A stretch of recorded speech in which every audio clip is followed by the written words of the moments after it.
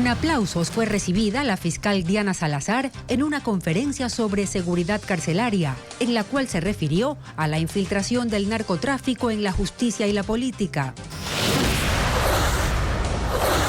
7 detenidos en el caso Purga, entre ellos el ex asambleísta Pablo Muentes, cumplirán prisión preventiva en la cárcel 4 de Quito. 2 mujeres en el centro de confianza de Chillogallo y 1 en su casa. 2 casos de abusos sexuales en planteles de Quito y Guayaquil son investigados por las autoridades educativas. Las exportaciones de banano ecuatoriano cayeron en lo que va del año en los mercados de Rusia y de la Unión Europea, donde se vendieron 4 millones menos de cajas.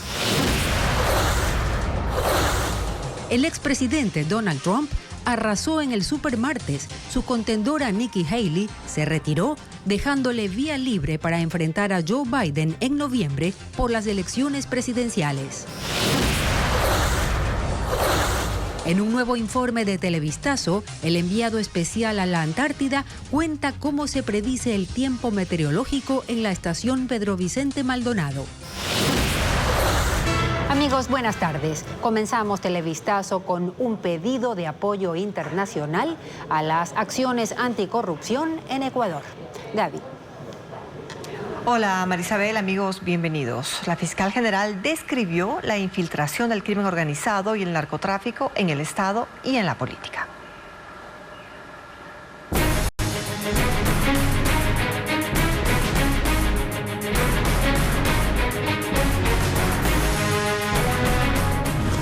Caso Purga, la mafia judicial.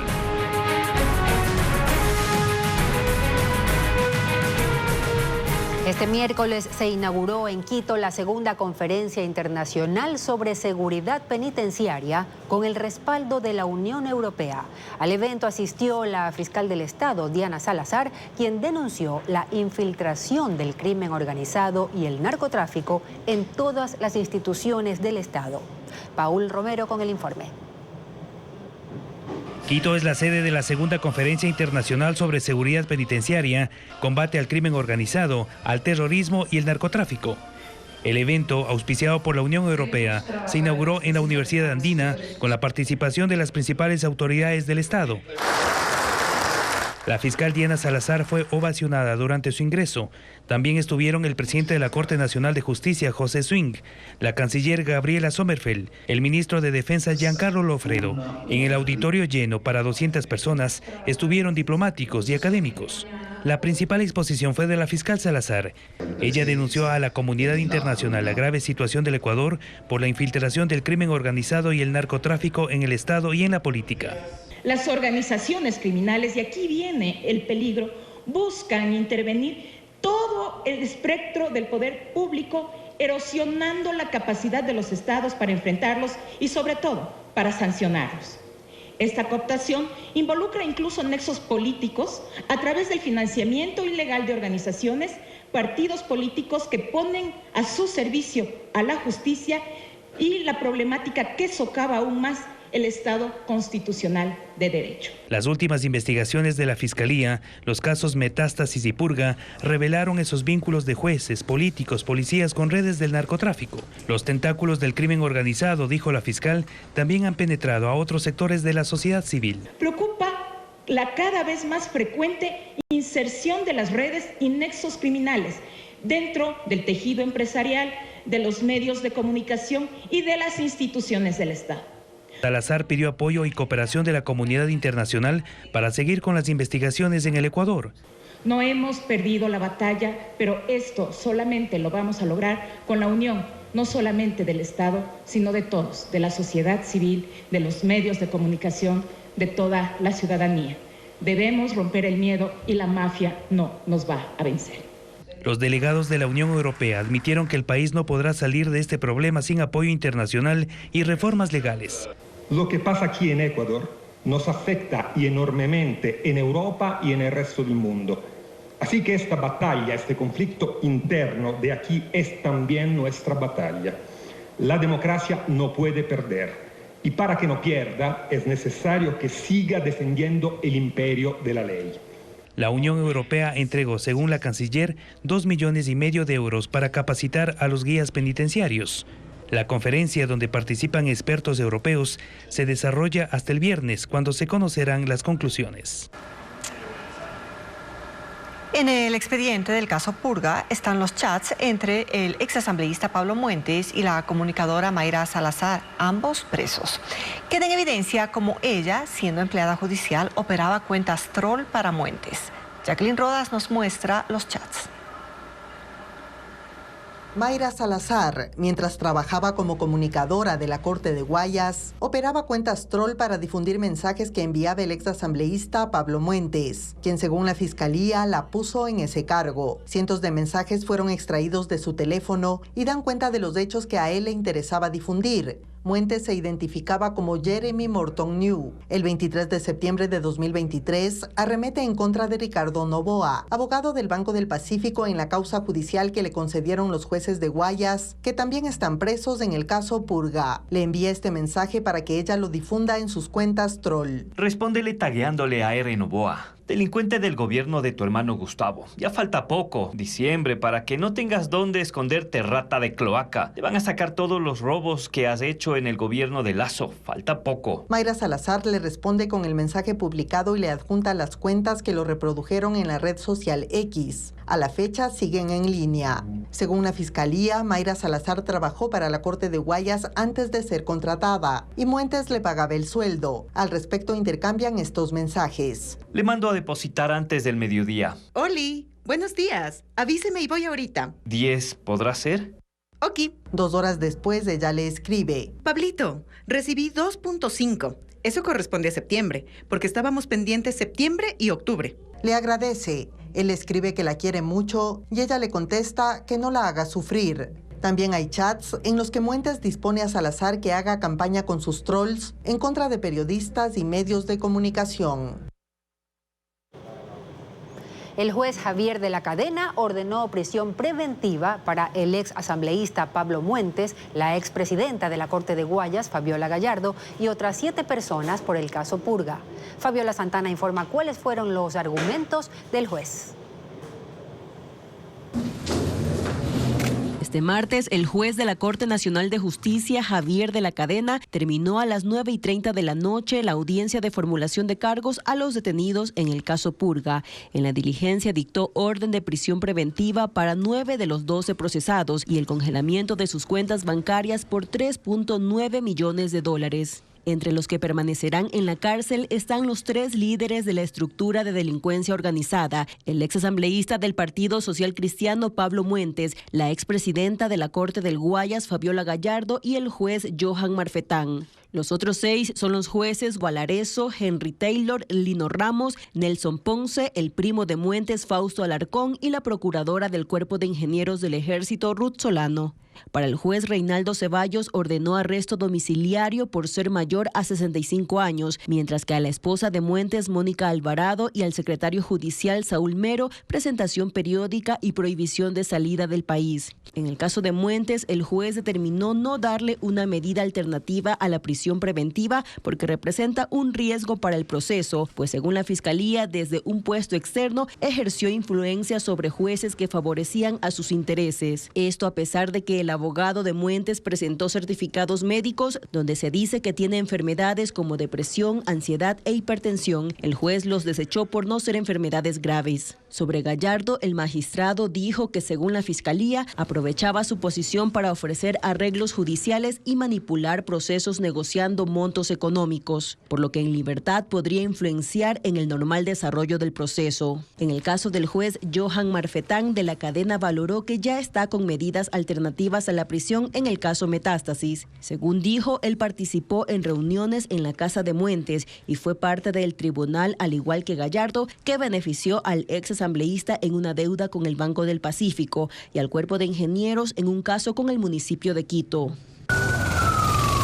Los detenidos salieron de la corte cerca de la 1 de la madrugada para ser fichados y trasladados a prisión. Muentes, su primo y 5 jueces fueron ingresados esta mañana en la cárcel 4, Gallardo y Solano a la casa de confianza de Chillogallo. La investigación fiscal se extenderá durante 90 días.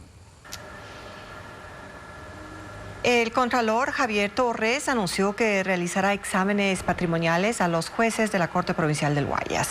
Y aunque se tenía previsto este proceso, la alerta por el caso Purga impulsa a la Contraloría a ejecutar esta auditoría de manera inmediata. Igualmente, dentro de la planificación de exámenes patrimoniales a exfuncionarios, se incluiría al exlegislador Pablo Muentis. El contralor informó que estos procesos toman entre 90 y 180 días. Vamos a realizar, son 63 jueces en la provincia del Guayas, tenemos aproximadamente 423 declaraciones que se han realizado desde el inicio, periódicas y final de gestión. Se hace un análisis, un contraste de lo que presentan al inicio con lo que hay al final o lo que se hace al intermedio, si hay aumentos o disminuciones de patrimonio. Y lo que no tenga justificación se lo pone en el examen y demostrará un indicio de penal que será investigado por la Fiscalía. Nosotros entregamos como indicio de penal a la Fiscalía y es la justicia la que tiene que investigar.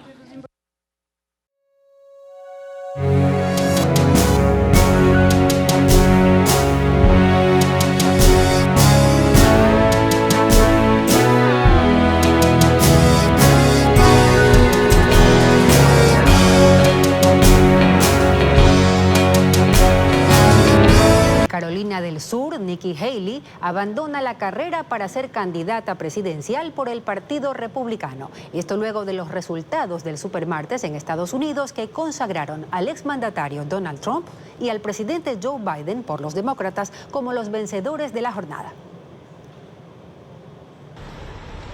15 estados y 2 territorios estadounidenses llevaron a cabo las primarias y los resultados dieron el triunfo a los 2 candidatos favoritos. Por los demócratas, el actual mandatario Joe Biden ganó en todas las contiendas, menos en el territorio de Samoa Americana.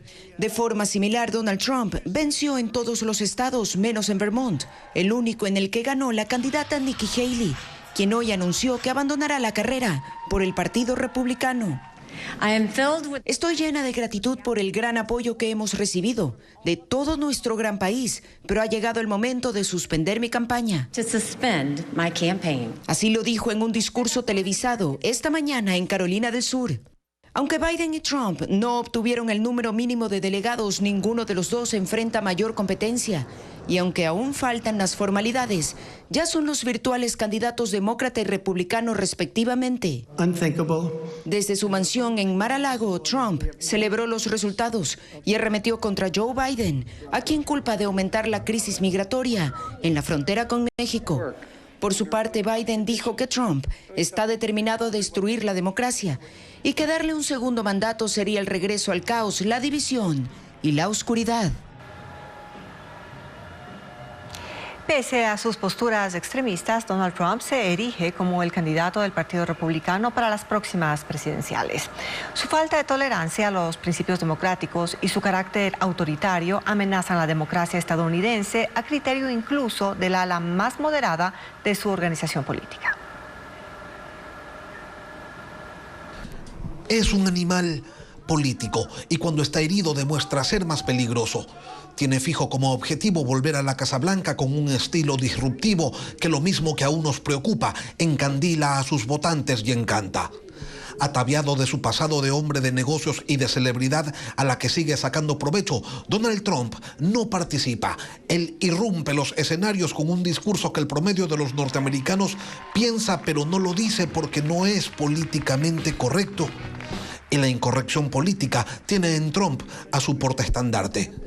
Desde antes de su llegada a la presidencia en el 2007, durante su mandato y después de él, Trump despertó los atavismos en su país y los echó a rodar desde sus propios extremismos con la promesa de elevarlos a política de Estado. Esa postura como estrategia le funcionó antes y le está funcionando ahora. Es además un sujeto capaz de convertir a su favor los cuestionamientos que acompañan a su trayectoria personal, empresarial y política. Tener 4 imputaciones penales por un total de 91 delitos para Donald Trump no son más que el trampolín desde el que se erige como mártir.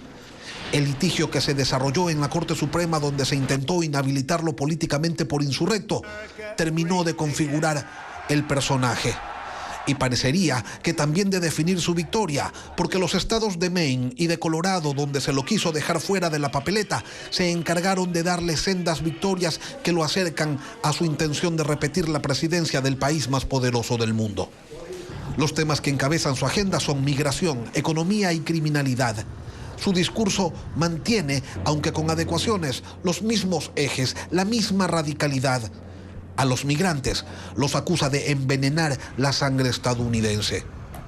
Además ha prometido que en caso de ganar aplicará leyes federales para castigar a sus enemigos políticos, a los que califica de alimañas. También ofrece reestructurar el gobierno central a fin de agilizar la implementación de sus políticas. Ha sugerido también que los medios de comunicación que lo critiquen deberían ser silenciados. Un discurso para las galerías republicanas cuyas bases vibran con su vena autoritaria. Por ello, entre otras razones, hay quienes entienden que Trump es un peligro para la salud democrática de Estados Unidos, por su promesa de hacer una presidencia de revanchas, por su afirmación de que si vuelve al poder será dictador solo el primer día para así poder tomar algunas medidas. Y pese a esto, en el Partido Republicano lo prefieren por sobre otros candidatos que no llevan la pesada mochila del expresidente. Y lo prefieren porque saben que tendría más probabilidad de derrotar a Joe Biden, quien busca la reelección. Al volver, ¿cuáles son las nuevas rutas aéreas que se van a habilitar en Ecuador? Entérese luego del corte.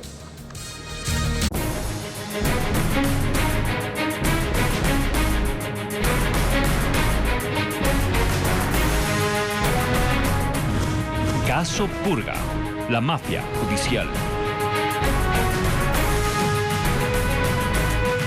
El actual presidente de la Corte de Justicia del Guayas, Hugo González Alarcón, quien también será procesado en el caso Purga, según anunció la fiscal Diana Salazar, asiste a su despacho y participa en diligencias virtuales.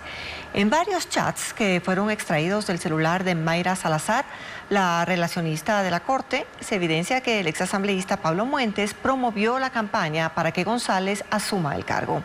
Luisa María Heredia con el informe.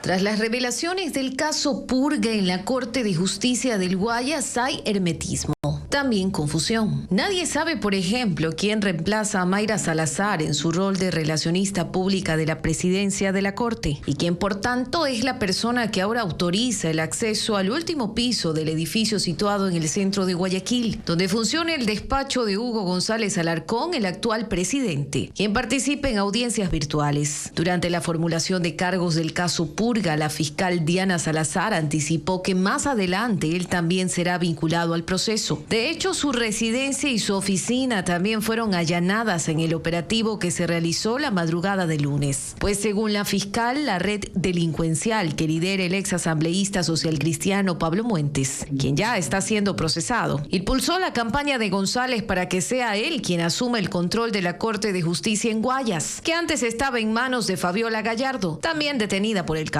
Eso se evidencia en varios chats entre Muentes y Mayra Salazar, que el Ministerio Público extrajo del celular de la también procesada en el caso Metástasis, quien era la mano derecha de Gallardo. En esos diálogos, el ex legislador da directrices de cómo debe ser el eslogan, el video de campaña y hasta los regalos que se entregaron a los funcionarios judiciales, con la intención de comprometer sus votos. Televistazo logró tomar contacto a través de WhatsApp con Hugo González Alarcón para solicitarle una entrevista. El presidente de la Corte respondió que por ahora está organizando los horarios en su agenda para más adelante atender las inquietudes de la prensa. Hugo González Alarcón, quien tiene 11 años de carrera judicial y antes de la elección formaba parte de la Sala de lo Civil y Mercantil, fue posesionado el 12 de enero pasado en reemplazo de Fabiola Gallardo para un periodo de 2 años. Tras asumir el cargo, ofreció trabajar para mejorar la imagen de la función judicial. En entrevista señaló que enfocaría su gestión en recuperar la confianza de la ciudadanía en la administración de justicia. Por medio de la expresidenta del Consejo de la Judicatura de Guayas y de su asesor, se archivaban sumarios administrativos de jueces corruptos. Además, tenían el poder de cambiar a dedo a los funcionarios judiciales para que realicen fallos a favor del cabecilla de la organización, Pablo Muentes. Merlin Ochoa con los detalles. Dentro del caso Purga, aún es buscada por la justicia Mercedes Villarreal Vera, exdirectora provincial de control disciplinario del Consejo de la Judicatura en Guayas. Mientras los policías allanaban su domicilio, ella estaba en un avión rumbo a España. Las autoridades ecuatorianas coordinaron con Interpol para retenerla en el aeropuerto y deportarla, pero no se pudo, pues las detenciones en otros países proceden con difusión roja y ella no la tiene. También intentaron que el país europeo la inadmita por tema migratorio, pero tampoco fue posible. Pero, ¿por qué es clave Mercedes Villarreal? Según la fiscal Diana Salazar, el ex asambleísta Pablo Muentes, cabecilla de la organización, por medio de Mercedes Villarreal, pidió se archiven 4 sumarios administrativos que existían en contra de la expresidenta de la Corte Provincial Fabiola Gallardo, detenida, para mantener a los miembros de la organización inmunes. Según el expediente, Mercedes Villarreal no actuaba sola. Contaba con su asesor y mano derecha, Saúl Mero Zambrano, administrativo del Consejo de la Judicatura de Guayas, también detenido. Pero además la fiscal Salazar indicó que Mercedes Villarreal, por medio de Pablo Muentes y Fabiola Gallardo, cambiaba a los jueces que no fallaban a favor de los casos que ordenaba el cabecilla. Según el Consejo de la Judicatura, Mercedes Villarreal fue separada de la institución en diciembre del 2023. En contra de ella hay un informe que hizo la institución por otros sumarios administrativos archivados, lo que impidió que presuntos jueces corruptos sean destituidos. Desde este miércoles, 2 aerolíneas habilitan nuevas rutas y frecuencias que conectan a Ecuador con otros países de Latinoamérica.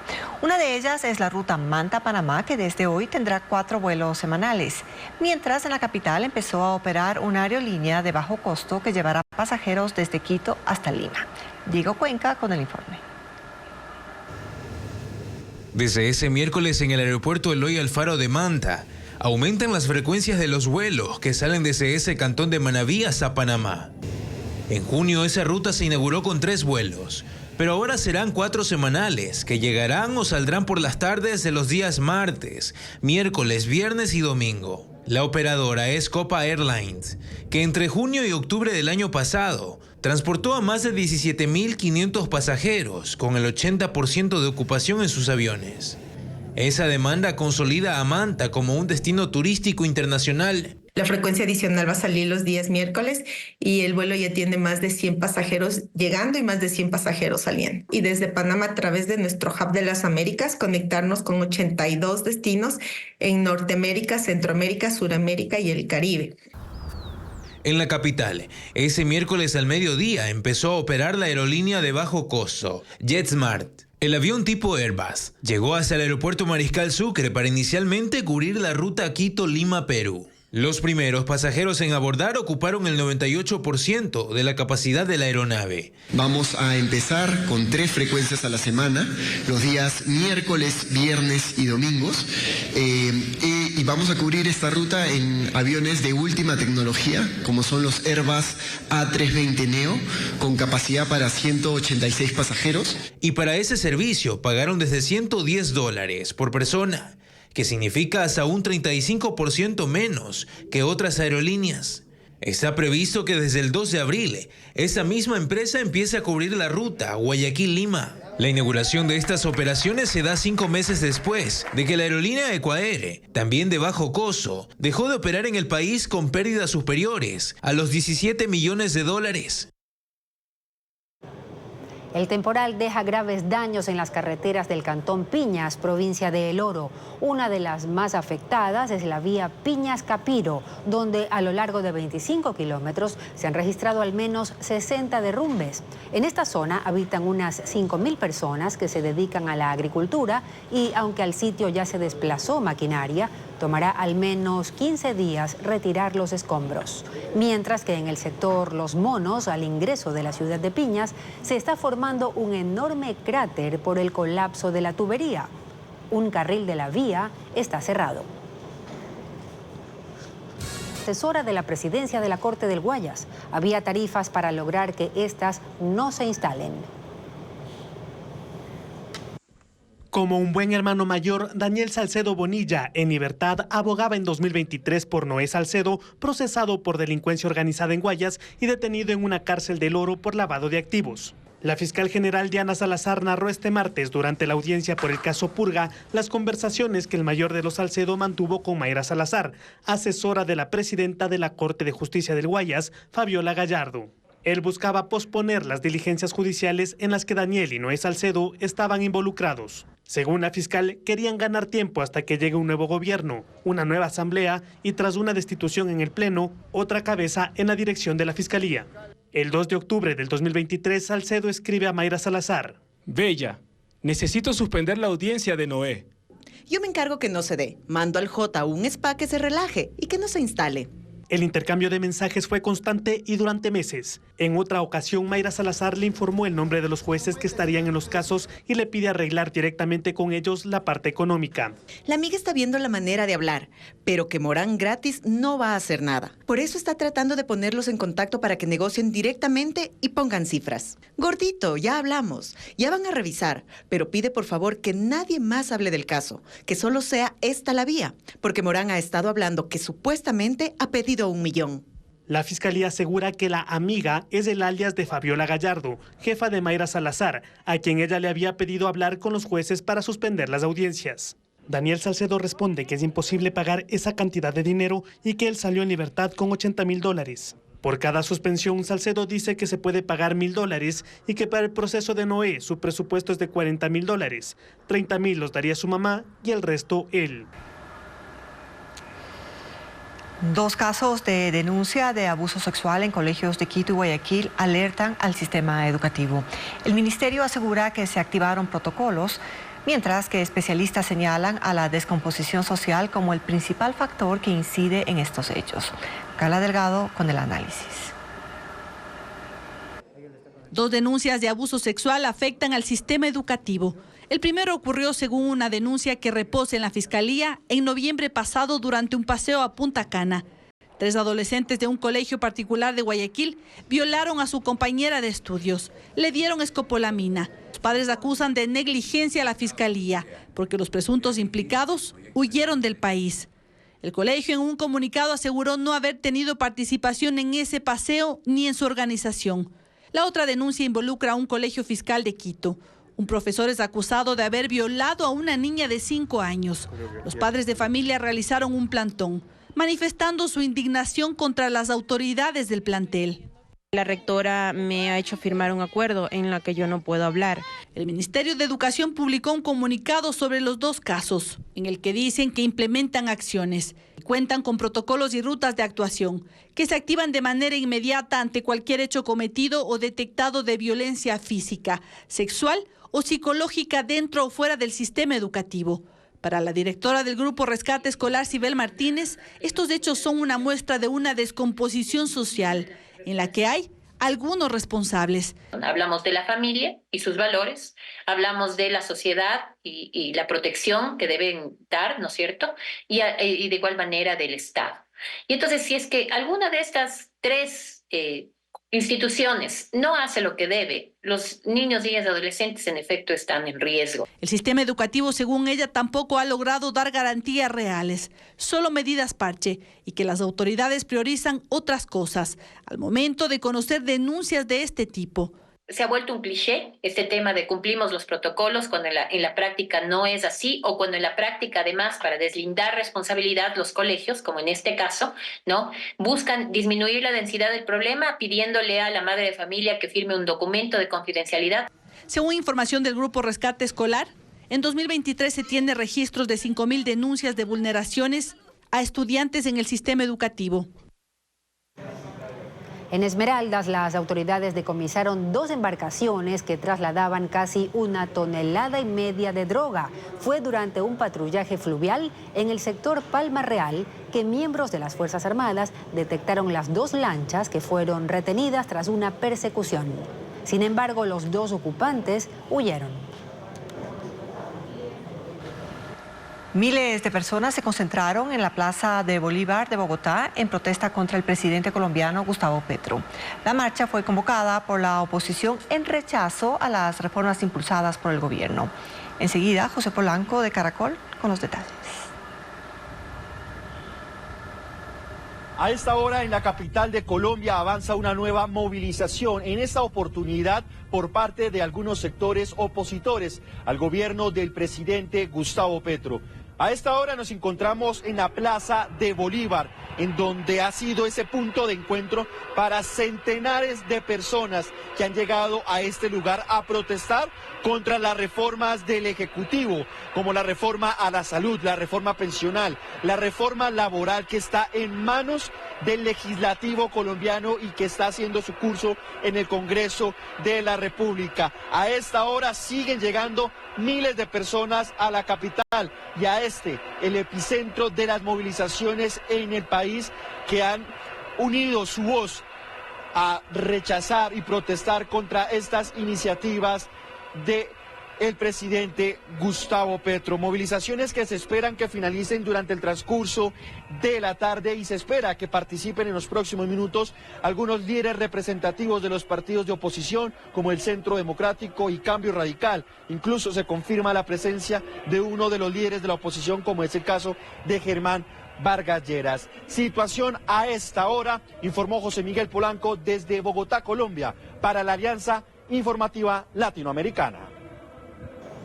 El primer ministro de Perú, Alberto Otárola, renunció este martes luego de ser implicado en la firma de un contrato irregular de su pareja o expareja con el Estado. El escándalo estalló luego que se difundiera un audio que vincula a Otárola con una joven que fue contratada de forma irregular por el Ministerio de Defensa en 2023.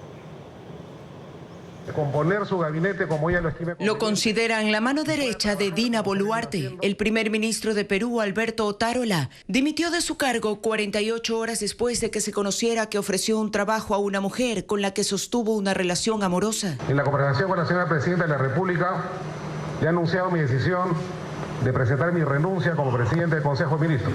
Un medio peruano reveló audios en los que se escucha al funcionario hablar con Yaciré Pinedo Vázquez, una joven de 25 años. Pinedo se benefició con un contrato irregular dentro del Ministerio de Defensa en 2023. Le pagaron mediante una orden de servicios por un monto de más de $14.000, lo que desató una tormenta política en el Congreso. Un grupo de legisladores presentó 3 denuncias constitucionales en contra del primer ministro. Una de ellas propone que sea inhabilitado por 10 años para ejercer cualquier cargo público. Expertos aeronáuticos de China presentaron un dron que imita el vuelo de las aves. Lo llaman Pequeño Halcón y tiene alas que puede plegar y estirar para volar con mayor eficiencia. Fue desarrollado por investigadores de la Universidad Politécnica del Noroeste y es capaz de realizar maniobras, ajustar la velocidad del batido de las alas e incluso planear. Sus creadores dicen que tiene gran potencial para investigaciones del medio ambiente y el espionaje militar. Fue el ganador en esta serie. La cantante ecuatoriana María Tejada está de visita en el país y ofreció un concierto en el Teatro La Bota en Guayaquil. Además, la comedia No al Dinero llega por primera vez a Quito y se estrenará en el Teatro CCI. Estefanía Arias con la agenda cultural.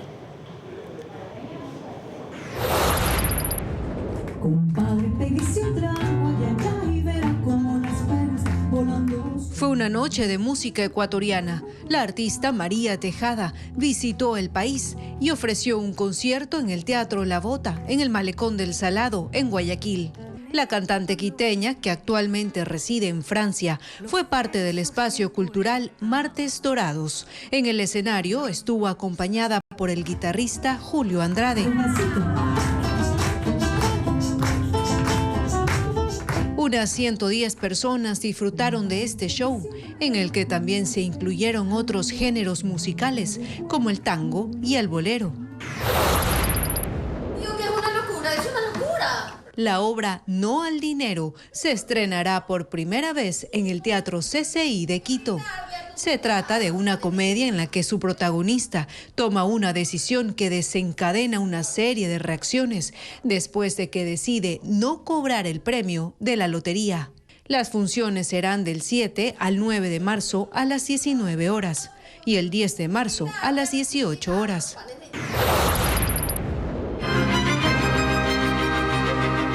La Casa de la Música en Quito y la Orquesta Sinfónica Nacional ofrecerán un concierto denominado Homenaje a la Mujer, bajo la dirección del maestro Yuri Sobolev y la participación especial de la solista mezzo-soprano Andrea Cóndor. El show será este viernes 8 a las 19:30. Expulsa la tos de manera natural. Las exportaciones de banano cayeron entre enero y febrero de este año. Se vendieron casi 5,5 millones de cajas menos que el mismo periodo de 2023. Informa William Young.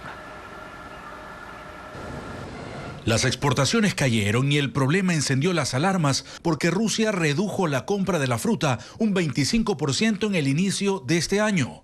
El tema se agrava porque 3 de cada 10 contratos con la Unión Europea no se renovaron para este 2024. Y estos son los 2 principales mercados del banano ecuatoriano en el mundo. Esto en cifras significa que Rusia no compró a Ecuador 2.100.000 cajas, mientras que Europa dejó de importar 1.900.000 cajas en relación al 2023.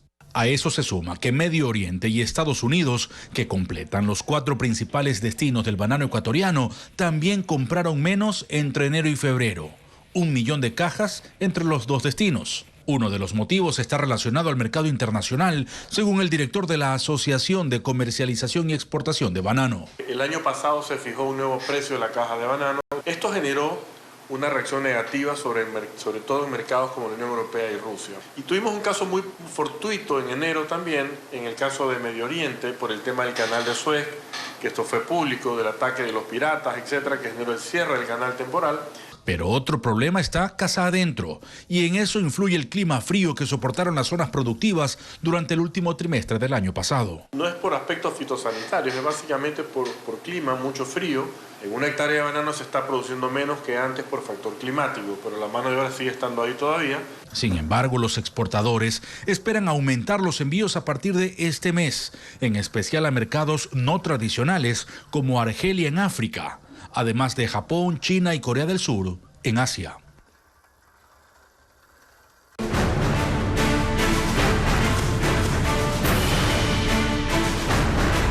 Antártida, viaje al fin del mundo. Las expediciones científicas en la Antártida alejan por miles de kilómetros al personal que se traslada a ese remoto lugar del planeta. Nuestro enviado especial, Francisco Garcés, muestra la labor de una ingeniera química que espera que se abran las puertas a más mujeres ecuatorianas en la Antártida. El tiempo meteorológico cambia rápidamente en la Antártida, como en ningún otro sitio del planeta. Durante el verano, unos días pueden ser soleados e ideales para apreciar los paisajes que ofrece este rincón del mundo. Pero al día siguiente, la visibilidad puede ser restringida a unos pocos metros, y en otros, los vientos y la lluvia hacen imposible permanecer fuera de un refugio.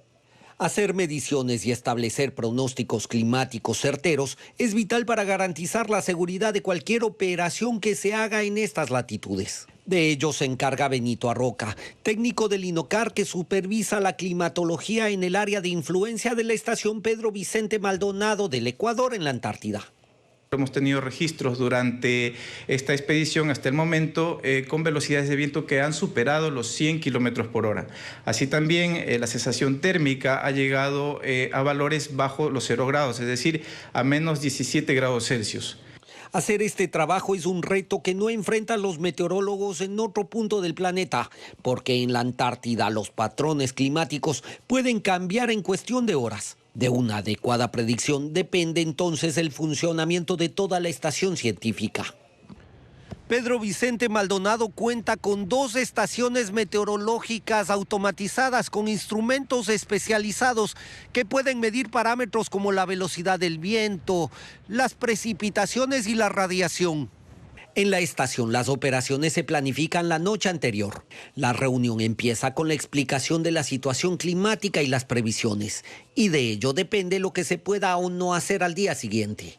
Se realiza un pronóstico hacia 3 días para tener ya una planificación anticipada. Sin embargo, se realiza una confirmación 24 horas antes para poder realizar este tipo de trabajos, con el objetivo justamente de precautelar la seguridad del personal.